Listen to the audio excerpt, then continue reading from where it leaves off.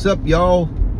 Hey, I want to talk a little bit about parts work today. Most of you that watch these videos know I talk a lot about internal family systems therapy, developed by Richard Schwartz. So there are parts to every person, and when we experience trauma in childhood, a lot of times these parts take on roles or jobs as a result of traumatic events like abuse. So everyone develops parts. The healthiest, mentally healthiest fucker in the whole world has parts. It's just that they're well balanced and they do their jobs appropriately and well. So like fear is important. You need to be afraid of shit sometimes to survive. So it makes a lot of sense to see fear as a part. However, defensive-ness, this is one, and yeah, I have the fear part, and it's overactive a lot of times. And the things I fear are really strange. They're not like I'm gonna be eaten and die. So the defensive part of me, my understanding, what I'm finding out is that I become very quick to defensiveness, but not like outright in your face defensive like a kid. Megan sees it most often because she's the biggest threat in my traumatized brain. That sounds awful. I love you, baby. The threat is that I've made myself incredibly vulnerable to Megan, and I've tried my best to like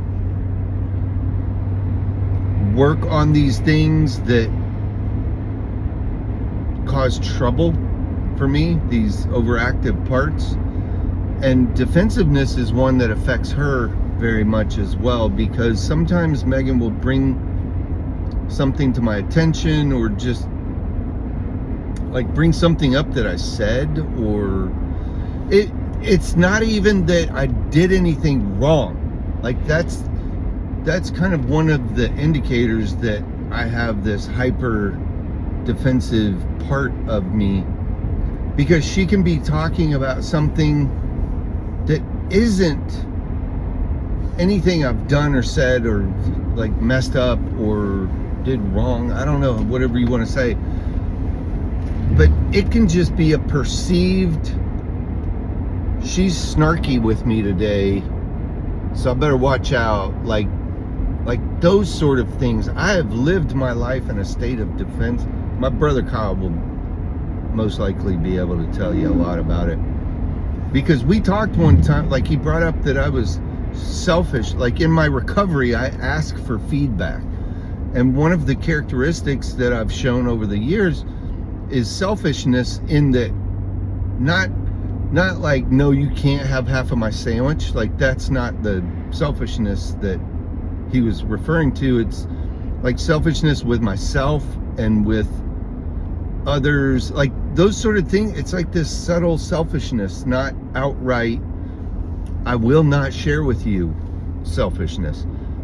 Defensiveness is the same. It's like if you're being attacked verbally by somebody, yeah, fucking right, you should say, hey, that's not okay. And that's what I think I do a lot of times. This is how I've kind of analyzed it.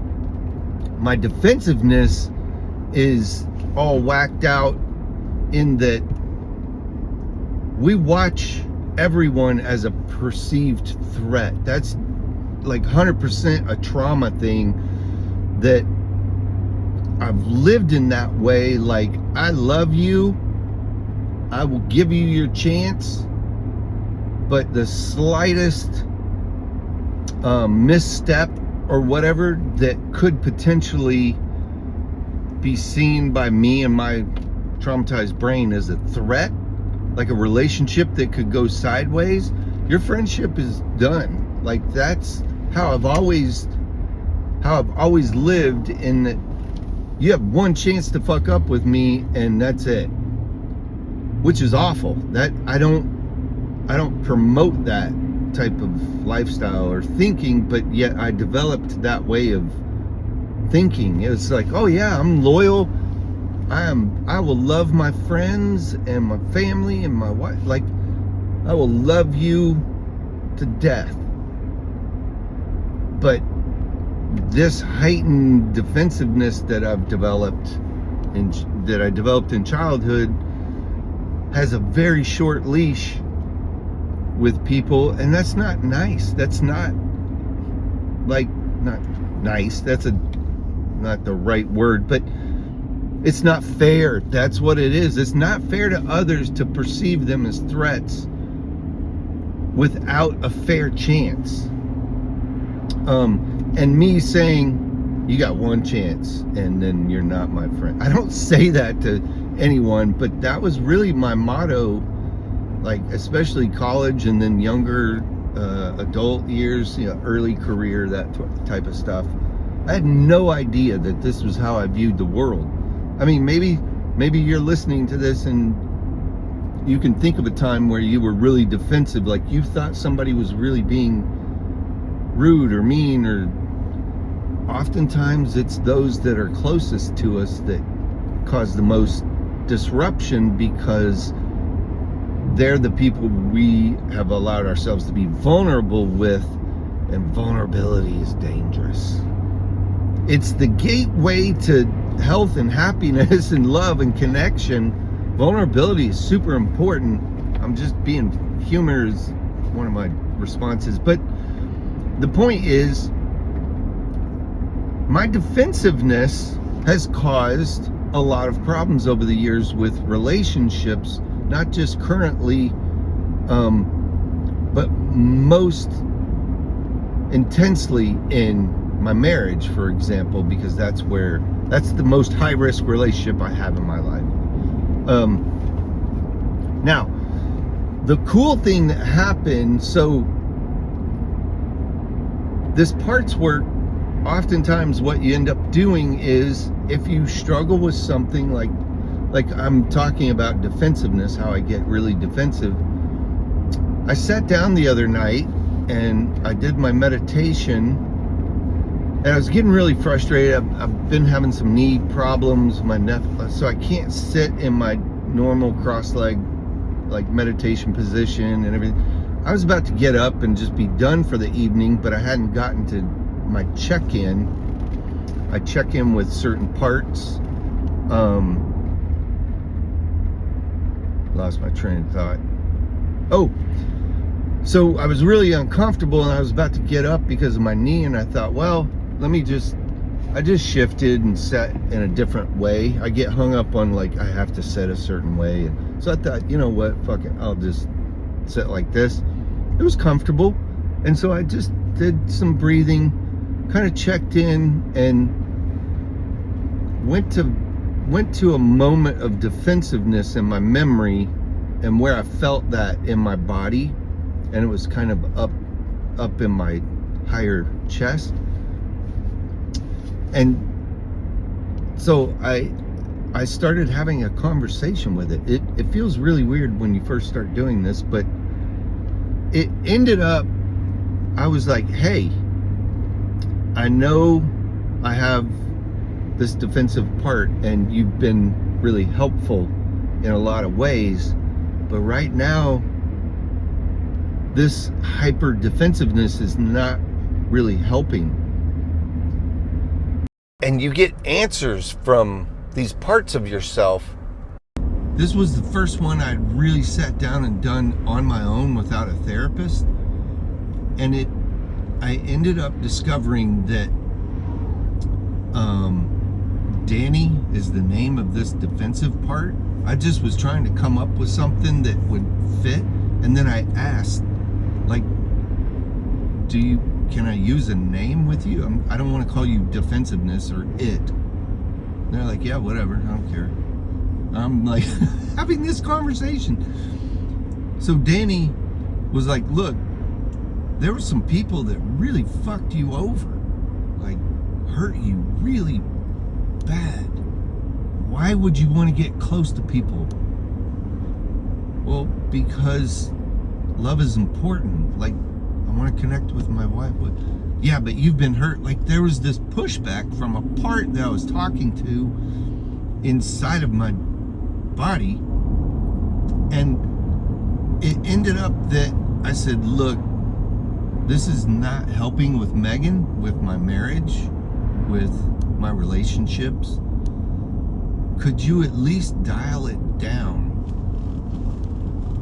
And he's like, what does that mean? What do you, well, could you not like jump up yelling everyone is a threat whenever something happens? Like, just give me some time to think about it. I'm a slow processor. I think slowly sometimes, but I need to think through stuff and not get defensive right away. I don't need that. And ultimately, Danny was like, yeah, okay, that's fine. I said, even with Megan, try to not step forward so quickly. Is that like doable? He answers to the affirmative, like, yeah, we'll try it. But then he was like, but if anything goes wrong, I'm not like all bets are off. Like, I will step right back up. And I said, okay, I trust Megan, and I would like for you to trust her too. You'll see that there's no need to get so defensive. That's what happened. I'm just sitting on my cushion, like eyes closed, thinking through how this works, and that's kind of the model, the system. It ultimately, what internal family systems therapy aims to do is provide people with tools to then become self-leaders. That is huge for anyone in living with trauma. Like, self-leadership doesn't ring a bell. It doesn't resonate with me. Never has until recently, and I'm starting to understand I'm the driver and my parts are along with me and have certain roles and jobs, but I'm the one that's ultimately in charge. I just haven't been. Through trauma and like traumatic things happening to kids, they develop these ways of thinking and seeing the world as I did, but everyone was a threat, and I didn't like the way that felt. So I just had a conversation. Like, I felt where it came up in my body. Because think about a time when you've been, you don't even have to do defensive, that's just what I'm talking about. Think about a time when you've had an emotional, like a really strong emotional reaction to anyone or any situation, and I guarantee you felt it in your body somewhere. And that's a really important distinction. Like, you feel it in your body and then you pay attention to it. That's it. You start having conversations. Anyway, that's about all I got. I need to get my errands done. I have a meeting coming up. So, yeah, reach out if you want to know more about this. Heather, I hope you're watching this, but my friend Heather and I, that we do Speaking of Trauma. It's another YouTube channel you should check out. But there's been some construction and like shit going on. So we haven't recorded recently, but we'll be doing a long, deeper dive video into the internal family systems model of therapy. Hopefully we're going to be trying to get that recorded this week or early next week. So be looking for that. I love you guys. I hope you have a wonderful day. Bye-bye.